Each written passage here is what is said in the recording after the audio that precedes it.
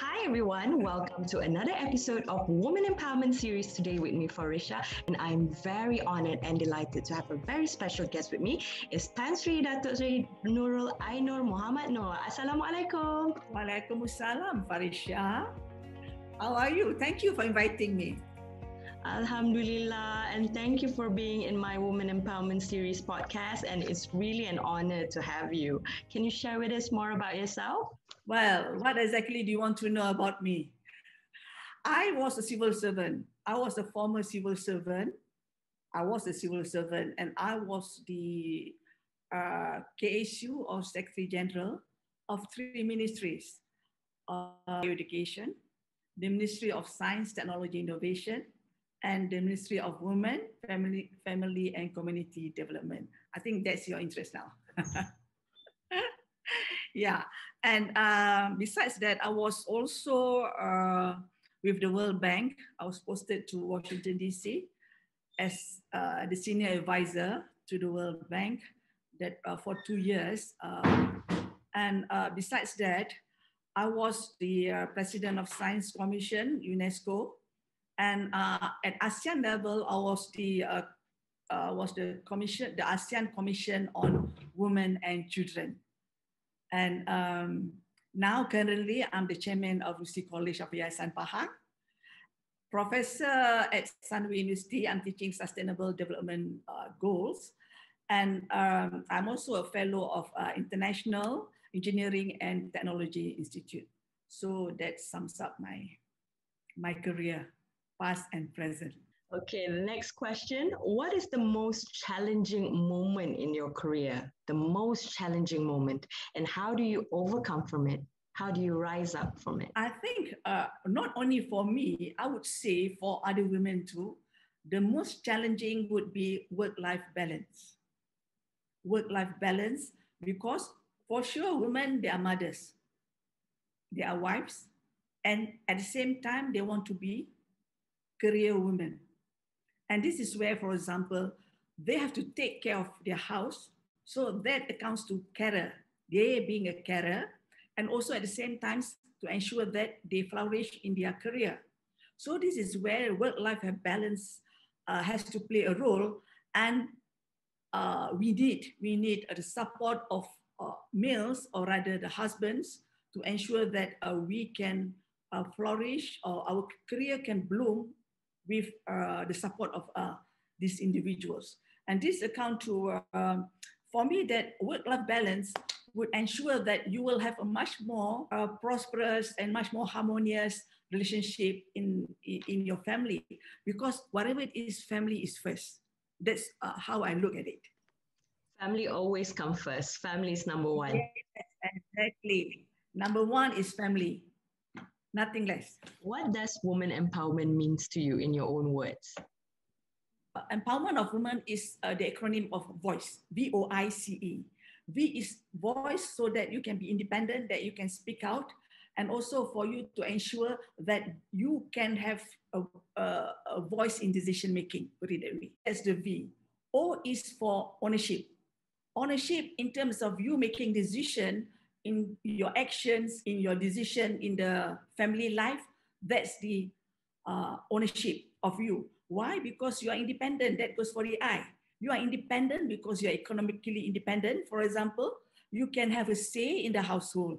You can react to whatever decisions being made in the household, and you can put forward your decisions in a household, or even for that matter, in an organization. So that's for the I, for you to be independent, and for you to be confident, self-esteem. That's the I. Okay, now we go to the C. C is champion. We need to be champions, champions of other women. Again, let's support, or let's do the backing of other women and not bashing of them. Yes, so in other words, support each other. We support and empower each other. Right. So backing and not bashing. So this is where we need to support each other. We have to have a platform for women to work together, to have a platform to ensure that women are stronger, and also to have their voice, their skills coming together. And this can ensure that the growth, and also women can continuously be empowered with each other, not on their own. So that's the strength of women, to be together and backing each other, not bashing each other. That's for the champion, for the C, and E is for empowerment. Of course, empowerment is crucial in the sense that you're talking about almost 50% of global population, they are women. So are you going to tell me that we are not going to utilize this human resource, utilization of, or rather optimal utilization of women resource? We need to have them to ensure growth of a nation, of the global community. You know? So this is where that we are talking about empowerment is the best form of investment for all nations. They have to invest in women to ensure that their nation will continue to grow in terms of economy, in terms of social, culture, and etc. So that's a voice for me when you talk about empowerment of women. Yes, I really agree with you, Tan Sri, because we need to support and lift each other up. Yeah, so we don't bring each other down. You don't bring each other down. We lift each other up, and that is how we grow, by supporting and working with each other, working together. Yeah. Totally agree with you. We have to work together, no bashing. Mm-hmm. So for me, in my dictionary, there's no jealousy, there's no hate, there's no jealousy or hate. And we have to understand other people, because I believe by this quote, yeah, Tan Sri, be kind to everyone. Everyone is fighting a battle that you don't know about. So that is a very good quote. I like that. Yeah, because you have to be kind with other people, because behind closed doors, you don't know what other problems and challenges that they are facing. For example, some people might experience a loss of a loved one. Like, for example, I'll just share on my personal story. I lost my father back in 2016. So he passed away due to heart attack. So it's been 5 years since my father passed away, and I am still in the process of healing and grieving. So I guess, we have to, support and empower each other, because all of us go through different life journey, different challenges. Yeah. So some people might experience losing a loved one. Some people have problems, different type of problems, and, and we just have to understand each other, because everyone is fighting a battle. Yeah. So by understanding and supporting each other is how we grow. Yeah. Exactly. That's how we grow, supporting each other. Yeah. So for me, that's how I build myself up, because through my personal challenges and what I have gone through in life, it also shaped and molded me. Yeah. To become a better person. Yeah. You develop that empathy, that humility, and you understand what goes on around you, because you have gone through the stages. That life, the stages, the life challenges. Yeah. And talking about that too, we need to have sharing of experiences, not only in terms of your career, but also your family life. That would be good for women. And also by doing that, actually you can boost your confidence, your self-esteem, by the fact that you can live a better life, because a livable life by sharing it. For example, if you were to go, in my case, for example, I was in the World Bank. I learned about the culture of women over there, my colleagues, and sharing of experiences, their culture, their social being, and whatever it is, I brought whatever that I learned from the World Bank. You learn from them, yeah. Yeah, I learned from them and I brought styles, them their leadership culture. Exactly, the organizational culture of the World Bank, for example. And I was with UNESCO. We learned the culture of UNESCO, whatever the good cultures we can bring back, and also we can share our experiences. And also the women at ASEAN level, they are very strong when it comes to entrepreneurship. You see, this is where we can learn entrepreneurship from women of Vietnam, for example, from Indonesia. So the sharing is very important. So otherwise, we would be living in a cocoon. We are not expanding our ideas. It's kind of a silo thinking. So we have to move forward and move outward. and we have to expand step our outside horizon. of our comfort zone. We have to step out. Yeah. Step up. Exactly. And also, by the fact that when we start to learn about others, actually we are building our mentality and also our confidence, be it at domestic level and also at regional level in the case of ASEAN. But if you move further at global level, so this is where the women, they have to be, I wouldn't say ambitious. They must have a passion. They must be hungry. The passion. Yeah. Passion. Exactly. Need to have the passion, the fire in it. Yeah. The fire in it. They must be hungry for knowledge, for experiences out there, so that they can compare what they're doing now. Is it viable? Should I? Relevancy. You have to be relevant in the context of the present scenario, in the dynamic world and also fluid situation. You have to be relevant. This is where that women, they should look out there and see what's out there that I can bring inside myself, and also to share with my other women friends here. That's how I look at it. Okay, and that's a really nice sharing, Tan Sri. Okay, and we move on to the next question. Who are the most inspirational women leaders that you admire in Malaysia and also internationally? Someone that you look up to as a mentor? Only one? No. Okay, one thing more than one. Okay, put it this way. We Malaysians or other women of Malaysia, we must be appreciative of our former leaders. Our former leaders. Our former leaders like Tun Fatimah Hashim, Tan Sri Aisyah Ghani, Tan Sri Sharizat Jalil, Tan Sri Rafidah Aziz. They paved the way for the present generation to move forward. They built the highway for our women now to move forward and also to be good or rather excel in whatever they do in different sectors, different areas, different spheres. So we have to be appreciative of our former leaders. So I would quote these 4 women leaders to be given recognition in my case. For example, I would say, Tan Sri Sharizat, it was during her time that the constitution was amended in 2001. Article 8.2. At the point of time, we in the ministry had requested the Prime Minister and also the Cabinet to insert the word gender in the constitution. That's the biggest victory, I would say, for our women in Malaysia. Because by doing that, it means there will be no discrimination of women in Malaysia. That's the biggest victory. In comparison to what is happening in the United States of America, they have been trying to do it, the women of US, they have been trying to amend the constitution for the past 250 years. They still couldn't make it until today.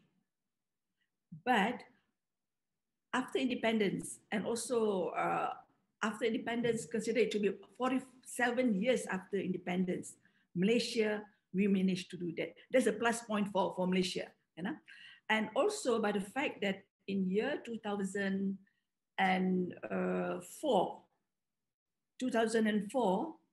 the Ministry of Women, Family and Community Development then introduced a policy of ensuring women in decision making in the public sector. The target was 30%. Because at the point of time, 2004, it was only 19%. So we need to have the target of 30%. Now, the present day, we have 36%. We have reached that. And in fact, I think we should change that, the target. We should make the target 50% to ensure that women, they are much more. 50%. Make it 50%. So why not? We need to change the target now. And you mentioned just now about the board of directors, for example. In 2011, we started to have this board of directors, 30% target. Also target, it's not a quota. It's a target. So it can be reachable, it can reach even 40, 50%, doesn't matter. See? So that was in 2011. Then it was about, if I'm not mistaken, it's about 11% or so. But now it's almost 30%. So this is where we need to change the target again. We can even have the 40 or 50%, board of directors, women in board of directors decision making, because we need diversity in decision making in boards. You see, with the presence of women, it will be a much better, a much comprehensive and more detailed and more human, quote unquote, decision being made in the board of directors. Exactly. Yeah, and different ideas, different opinion. Exactly. And that was, I think, for example, in case of France, the target in France is 40%. So if any company, for that matter, any company does not reach that 40% target, they will be penalized. So I hope so that in Malaysia, that all the companies, public listed companies, they make sure that they follow to that 30%, at least that 30% target. But I think most of the companies, they are not doing that. You're talking about the all boys club. They do exist, all boys club. Basically, they are taking men from their own, from those all boys club to be in the board. So I think that should be looked into, should not be supported, for that matter, by organizations, the public listed company taking the all boys club. And also by the fact that I believe that the presence of women, the diversity they bring in, it would be much more harmonious for the organization. And also the decision being made by women, by the presence of women, because you're talking about women being in organizations, so they can look into matters, issues regarding women in the organization. So it is only appropriate for all organizations, private sector, public listed company or private organizations for that matter, to have women, the 30% women in their board of directors. Yes, and I totally 100% agree with you. Yeah, we need this. We need the representation. And also the awareness climb, we need champions. Champions, we don't know, not only women champions, we need male champions. Yes. We need male champions to be involved in our decision to ensure that women are continuously empowered throughout the journey. Without the male champions, I think it's going to be difficult. Mm-hmm. We need to have them together with us. Mm-hmm. This is where we have to create awareness, and also the best educator when it comes to gender empowerment is still, I believe, the parents. Not only should it start from school, but the parents should be educating the children about gender empowerment. For example, simple. Allow the boys to work in the kitchen. Don't say that it's a girl's job in the kitchen. Allow them to sapu rumah or kemas rumah for that matter. Don't say it's a female task. So in other words, slowly you are actually providing that gender positivity to your children. And same thing goes to the school, that women, girls and women, should be looked upon, not to be the second-class citizen for that matter.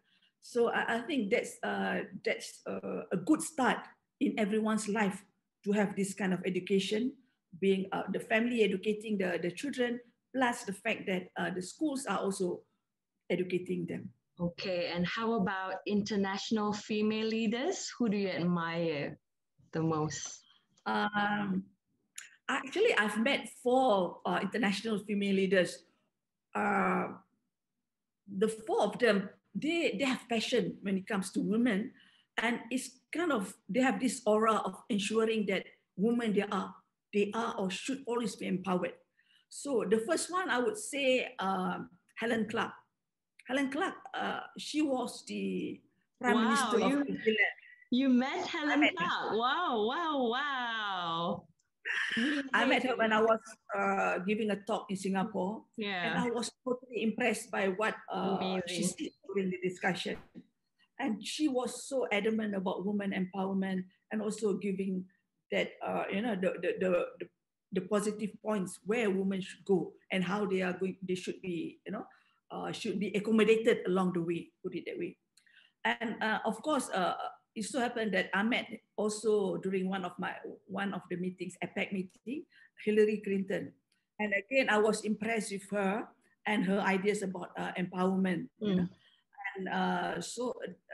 And when I was the president of the Science Commission UNESCO, I had some meetings with Irina Bokova. She was the Director General of UNESCO. She too has that aura, and you know, I would say Michelle Bachelet. She was the former executive director of UN Women, and also the former president of Chile. I met her in Indonesia during one of the meetings. So basically, when I look up upon this woman, be it at the national level that I mentioned just now, Tan Sri Rafida Aziz, Tan Sri Sharizat, Tun Fatimah Hashim, Tan Sri Aisha Ghani, and the four ladies at international level that I mentioned just now, they have only one vision: to ensure that women, they are being empowered, you know. And along the way, I realized that the energy that they brought with them, and also the mentoring that they have been, distributing or disseminating to others, it kind of nurture that thinking that yes, women should be empowered by the populations. So this is where I believe that people like you, Farisha, you are so into gender, you see, you are so into women empowerment. So I believe that you are one of them that has been nurtured to ensure, or rather to put you as a leader to go down there to grassroots level, meet the young people, or for that matter, get whatever experiences you can from the senior leaders, okay? And disseminate the kind of information to the young generation. Yes, Tan Sri, I'm still in my learning curve. Yes, still in my learning process. You will be there. And I want to be the one of the change makers, the change agent, and for us to voice it out. Yeah. And I believe it's important because we need to have, like you were saying just now, number one, the passion. Because when we have the passion, we have the drive. Yeah. Come to the last question for today. The final question: what is your advice for the younger generation, for the millennials, the Gen Z?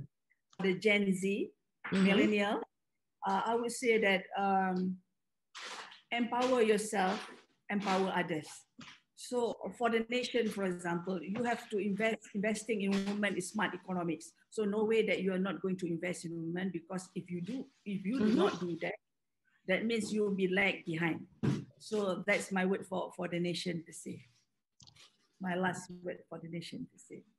Yeah, investing in women, and it's really important. Yeah. Investing in women is smart economics is my last take on the Gen Z, and continue to empower yourself and also empower others in whatever you do, and the journey will be set for you. Okay, so we've come to the end of the show. Thank you so much, Tan Sri, for sharing your insights and also your opinion on today's session for Women Empowerment Series video podcast. And for those of you out there who are watching this, I hope that you are inspired and also motivated by the sharing from Tan Sri. And there's a lot of things that we can learn from it. Until then, stay safe, take care, bye.